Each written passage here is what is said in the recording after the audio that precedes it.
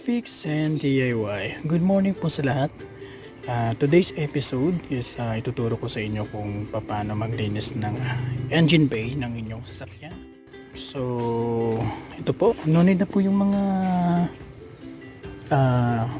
cleaning essentials na panglinis sa engine bay. So, ngayon po, dali lang may tinatanggal akong tape. Yan.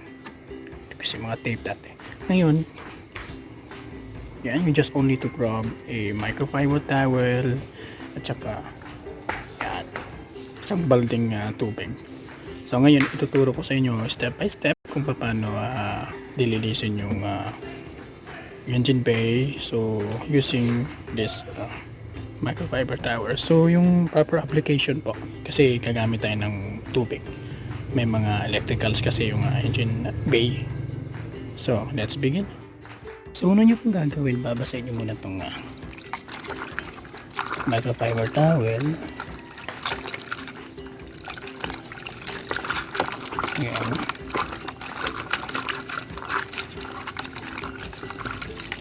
Pagkatapos pipigay nyo ng maigi. Pinakaunang pupunasan nyo yung all sides para may pattern kayo. So, like this.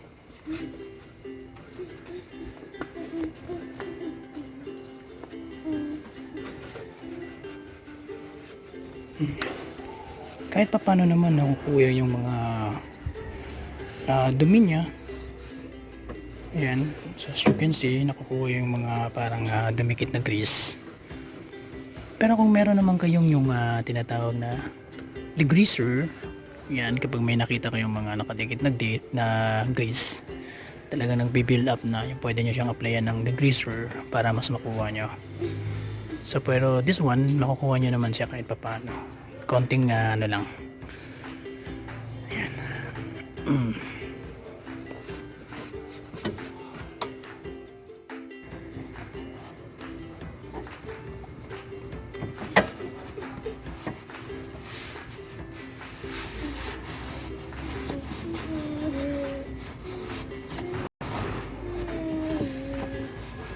Yeah, so as you can see, may talagang nangingitim na yung towel natin.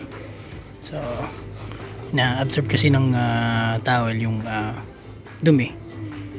Kapag basa yung towel natin, mas na-absorb niya.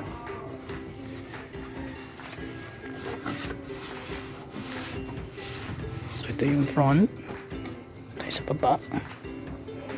So figure na mabasa natin yung mga electrical connections. Yan.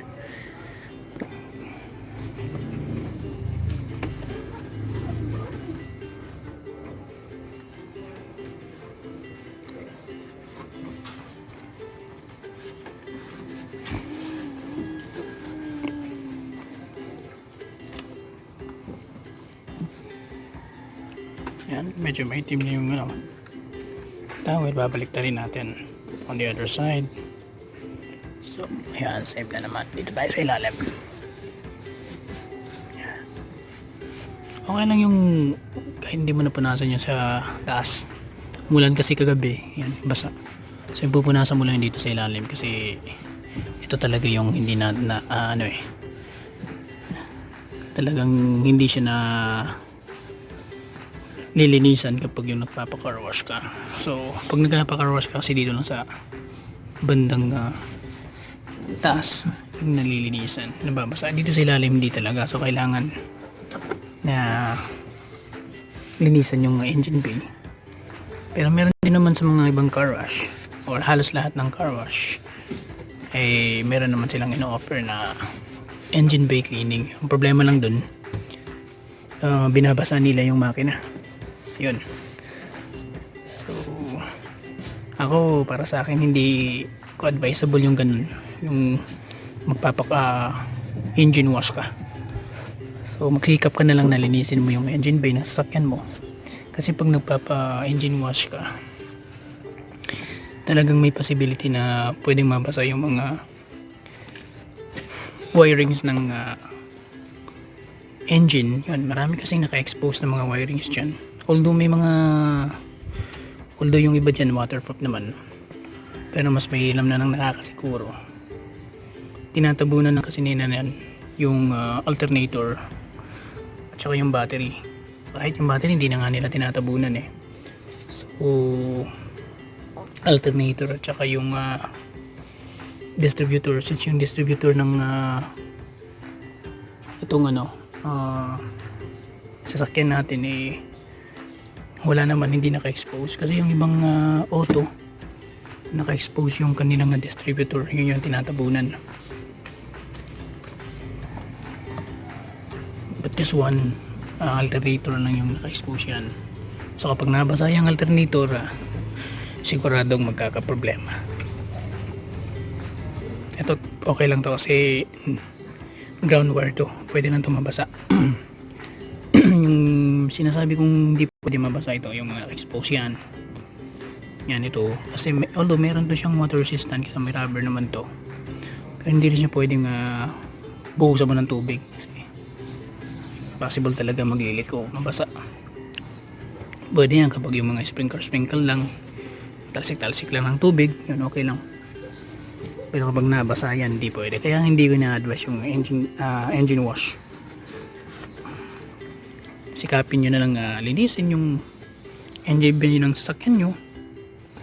Tsaka ang maganda dun kapag naglilinis kayo ng engine bay ng inyong sasakyan ay mas may time kayo na matututunan kung ano yung mga nasa loob ng engine bay, no, yung mga engine components ng inyong sasakyan. So parang tao din to, kailangan yan ng extra care ng kanyang may-ari. So yan, marumi na yung towel, so gasan natin ulit. So yan, okay na. As you can see ito, yan, hindi makita yan, no? So meron siyang alikabok na nag-build up, yan, pupunasan natin yan. Punas lang naman yan mga papsi. Yan, punas lang. Kasi pag hindi natin ito pinunasan, pinabayaan natin malikabok, yung mangyayari niyan, kapag nabasa to or syempre tawag nito, pagkakatagalan magiging magiging grasa o grease, no, yung duming tumitigas at nagbi-build up, mahirap nang tanggalin. Yan, maganda nito, exercise na rin kapag wala kang ginagawa sa inyo. So kasi nagagalaw-galaw mo yung buong katawan mo. Ayan, so dito yung mga gilid lang yan, kasi ito parang hindi mo nakikita dyan, parang wala siyang alikabok kasi dahil sa kulay niya. Pero pupunasan mo rin yan. Itong mga lines, ito yung lines ng tawag nito ABS. Yan, pupunasan natin. Pati na rin itong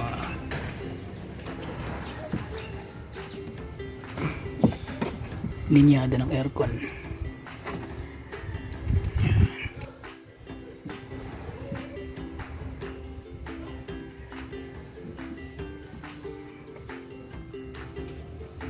Punasan lang natin yan. ABS. Wala naman siya naka-expose ng wire. So pwede mo siyang punasan. Although kahit may naka-expose ng wire, hindi mo naman siya binubuhusan ng tubig, okay lang naman.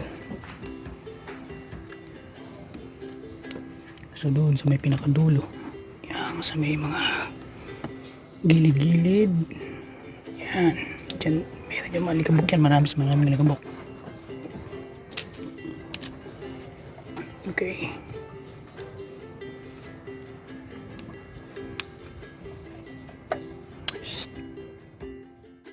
ito kailangan din natin siyang punasan. Ito yung vacuum niya.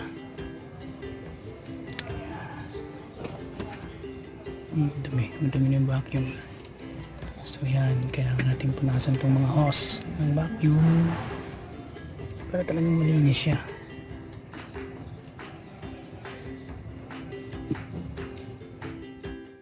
Pati na rin dito sa ilalim ng firewall. Ito yan, yung ilalim ng dashboard. Yan guys, mga gilid-gilid muna ang inuuna natin bago tayo sa gitna.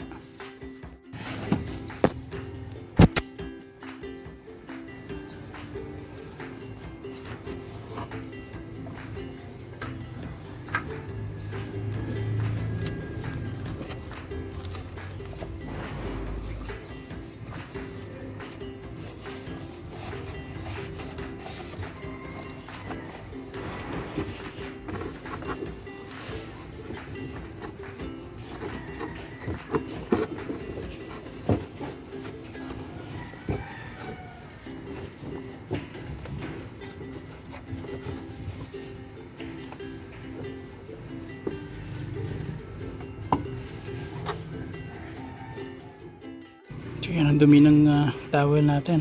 Oh. So yan guys, tapos na tayo sa gilid, sa mga gilid. Yan. So gagawin natin dito, hindi tayo masasimula sa gitna. So ganito yan. Dito tayo papunta dun, pa kanan. So dito tayo magsisimula. Ganyan, parang ganyan. Hanggang dun sa pinakahuli. Pinahuli natin yung bandang battery. So ito, start na tayo.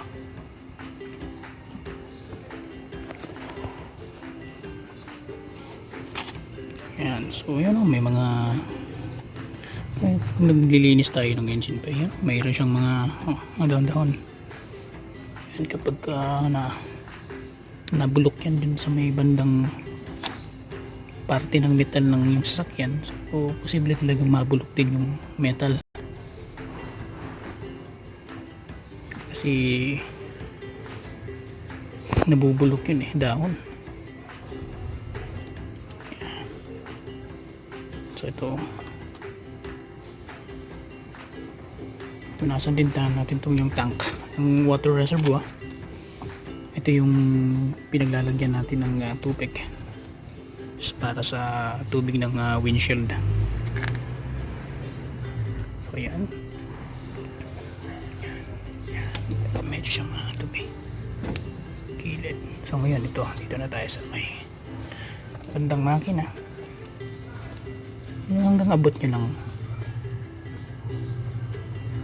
pag nililinisan nyo. Yan, ito linisan to natin yung mga support, engine support. Tapos ayan, ayun, kahit itong belt pwede mo siyang basahin yan, walang problema yan kahit basahin mo pa yung belt. Nababasa naman yun pag umuulan, pag tumatakbo yung sasakyan mo.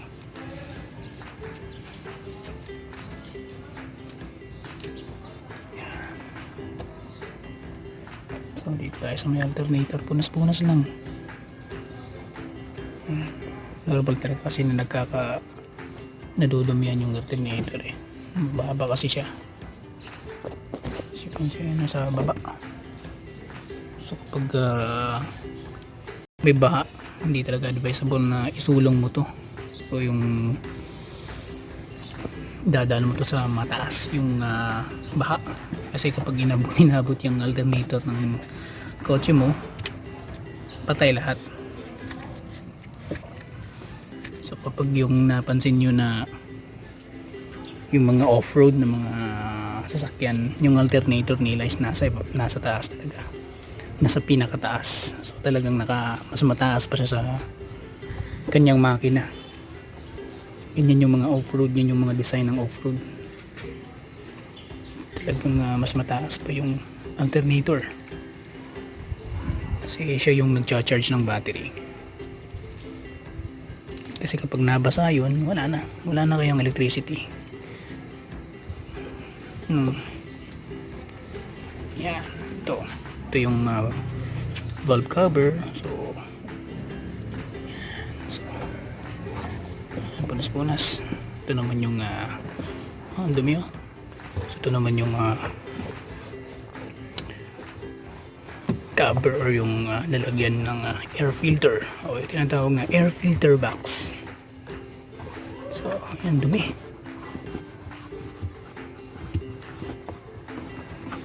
So ngayon pinunasan natin, babalikan to natin mamaya para mas malinis ng maigi. So yan o, ang dumi ng kanyang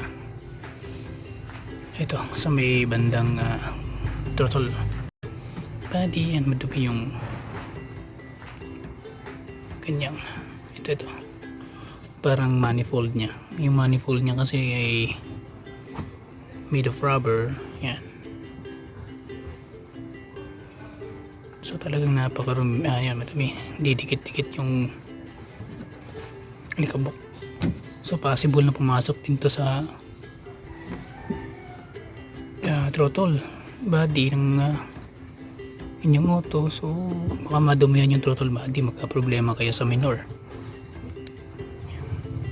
Rubber na yung ginamit nila ngayon.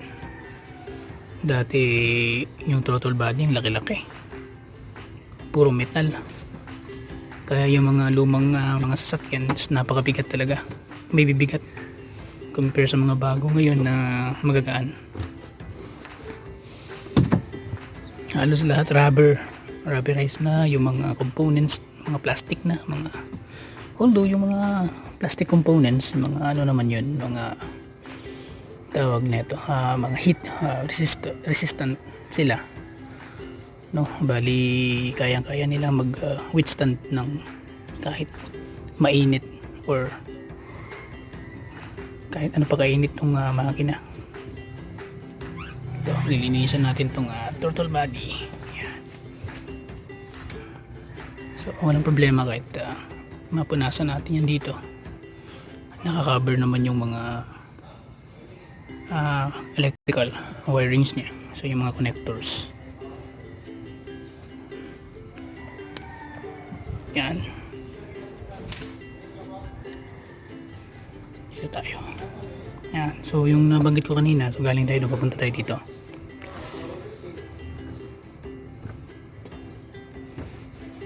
So yan, medyo pinagpapawisan na tayo.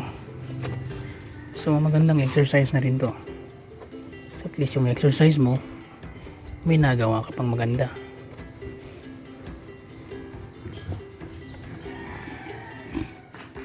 Ayan, so nakapag-exercise ka na, nakapaglinis ka pa ng engine bay ng sasakyan mo. So ayos yun.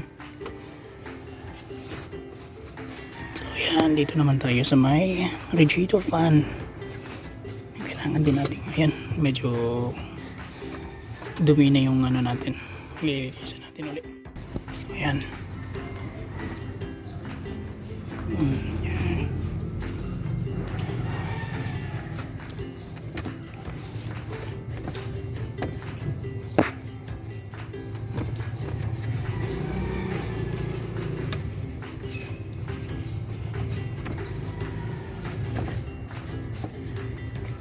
Ito naman yung engine na coolant reservoir. So ito yung coolant reservoir ng radiator. So dito nilalagay yung coolant, yung engine coolant. Kailangan natin ito siyang punasan din para naman na malinis. Ito, lalong lalo na ito yung bunganga ng air filter. Yung bibuild up yung mga likabok dito, so kailangan natin punasan yan.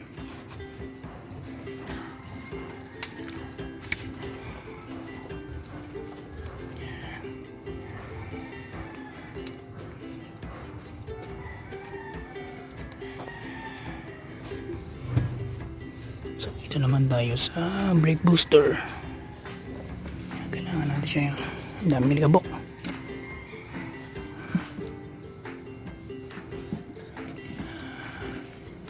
Kung meron naman kayong toothbrush,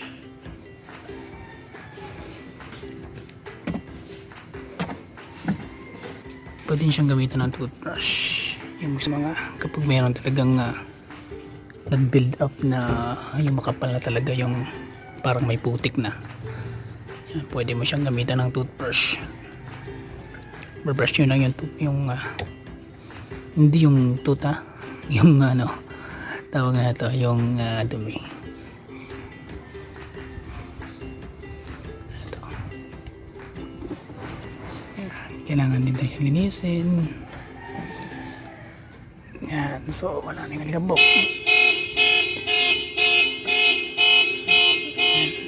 Mayroong nag-wild na auto dun.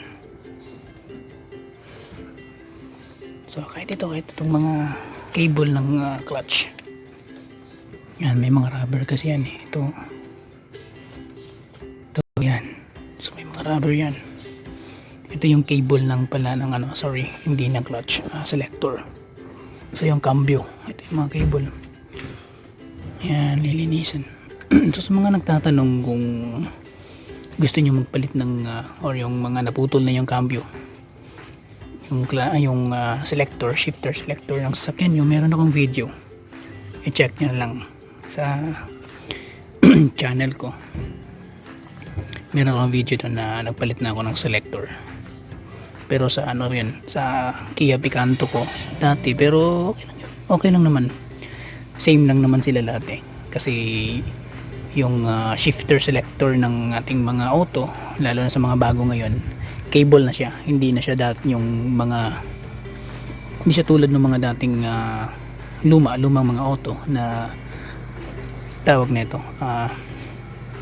linkage pang tawag nun. Linkage ibig sabihin bakal pa, hindi siya cable.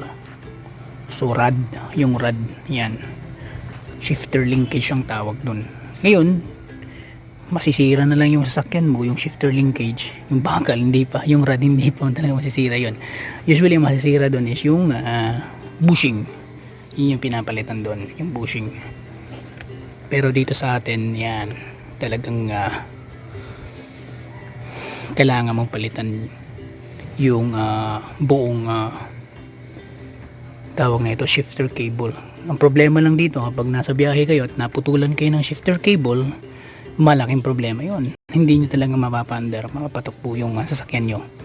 Compare naman dun sa mga lumang design, yung shifter linkage, yung talagang rod, kahit masira na yung rod ng sasakyan nyo, yung bushing nun, nagagamit nyo pa rin.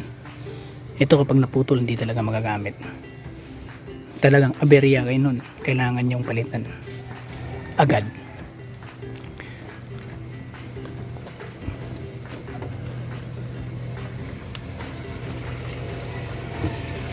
So ayan, malinis na dyan. Dito naman tayo sa may bandang battery. Yan, so pwede tayo magsulat ng pangalan, dumi. So pupunasan nyo lang yan. So okay, mag-alala, pwede siyang punasan. Yung iba nga binabasa nga ito sa car wash eh, hindi nila tinatabunan.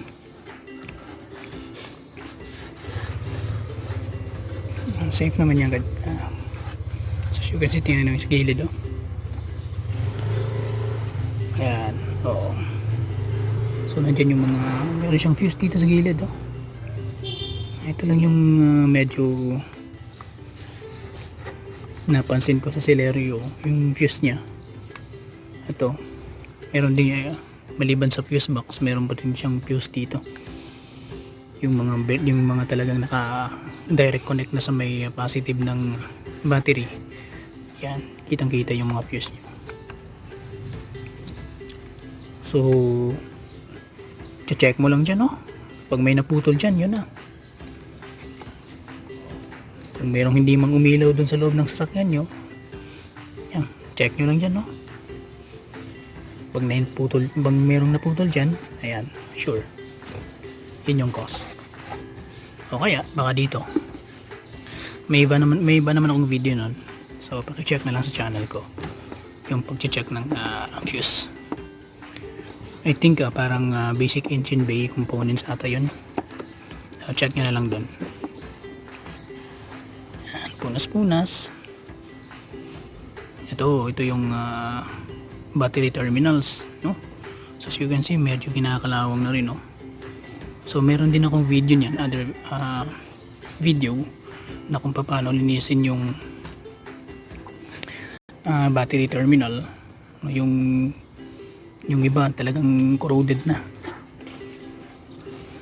yung battery terminal, kasi kapag corroded na yan, posible yung talagang hard starting,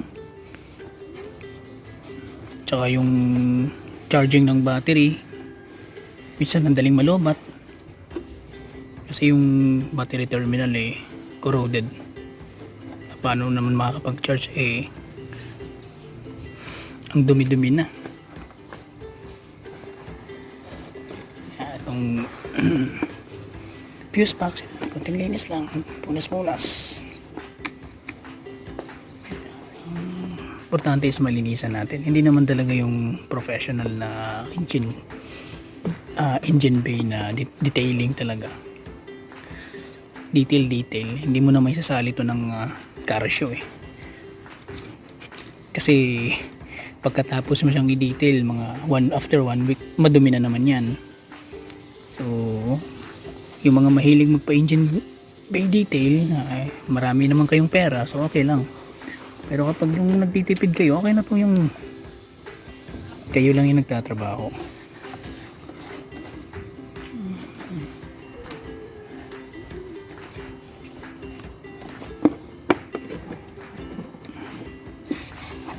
Ayan, so nag-iisa na natin.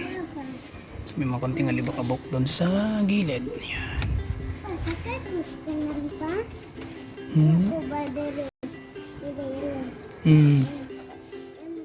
Pati na dun sa pinakailalim yan, ito yung ano niya, mud guard niya. Ayan. Medyo nakabuk na rin yung mud guard. Nasa natin yung mud guard, baka mamaya magtampo yung mud guard kung hindi mo pinunasan, bigla siyang madiskaril. Naku, malaking problema yun.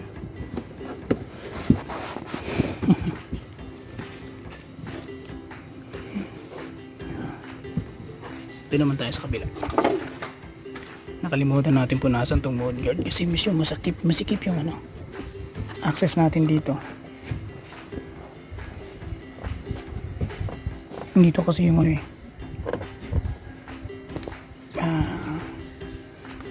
may tangke kasi ng tubig dito. So ayun. So ito naman yung tawag na ito, yung sumitang butso. Ito yung tawag na ito, kalimutan ko. Ito yung parang manifold ng tambutso. So hindi mo na kailangan itong linisan kasi umiinit talaga to eh. Dun sa ilalim hindi na kasi natin madukot eh. Yun yung compressor, pero okay lang naman yun eh, yung compressor. Talagang nadudumihan siya, pero kapag subukan natin, ayan, nadudukot naman pala natin.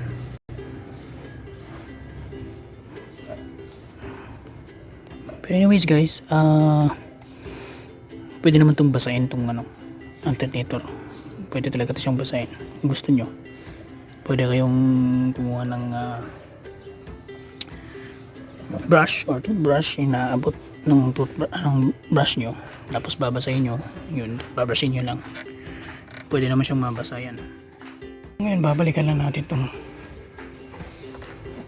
air filter box. Ayan.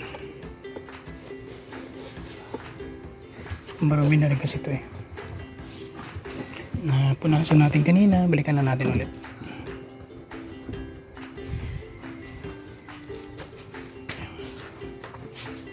Yung mga gilid-gilid niya.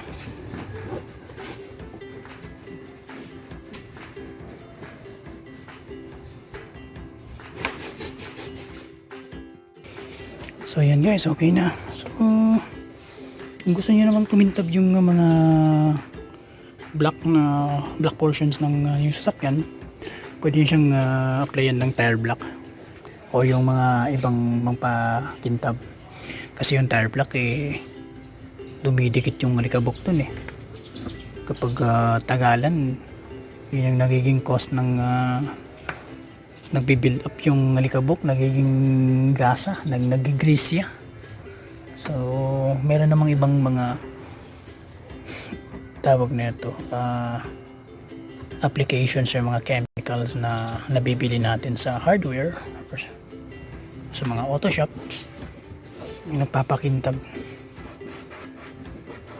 Ito yung mga plastic. So yan, so mas mabuti na rin to kaysa nung dati hindi natin nalinisan, sobrang alikabok. So you can see yan, malinis na yung mga. So kung compare natin sa dati, yan.